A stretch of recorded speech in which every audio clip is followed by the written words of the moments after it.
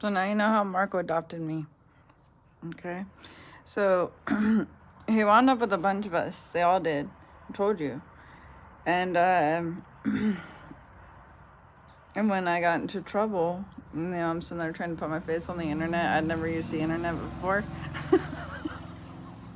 And I call him. I'm like, dude, I think I got in some trouble. I told my dad about it. Either way, he shows up. Next thing you know, he's on America's Most Wanted, right?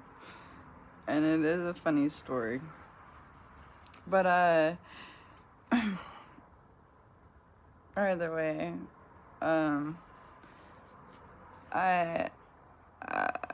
mean, like, damn, that's a long time ago. So, how the hell did I even make it to you? You know, like, it was a crazy story just to even make it to you at all. And then next thing you know, there I am in your lockup facility just so we can continue our conversations. And, you know, I can kind of understand why you thought that was going to be an option for me. You know, especially because I am aggressive like my father. But now you understand why. That's why I'm like, we got to go over the harder parts.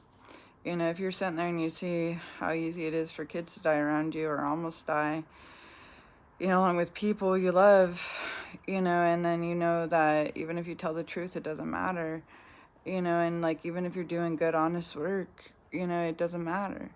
You know, there's always going to be something wrong with you in some people's eyes and inside their society, or if they're working on their own agenda. You know, and to some degree, we all have our own agenda, you know, and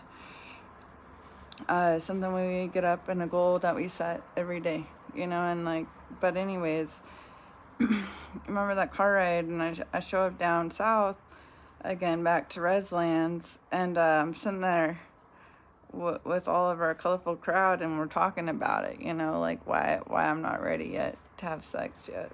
You know, I'm a teenager, I got these big boobs, I'm about to get my braces off, but I'm still not ready yet. And so, you know, either way, this is like where El Mayo joins the scene, and Marko, the infamous Marko, and we call him Done It Again. The motherfucker will dress up like a fucking gangster, and he is funny. I don't care what you say. I was always like, damn, why you gotta be so good looking?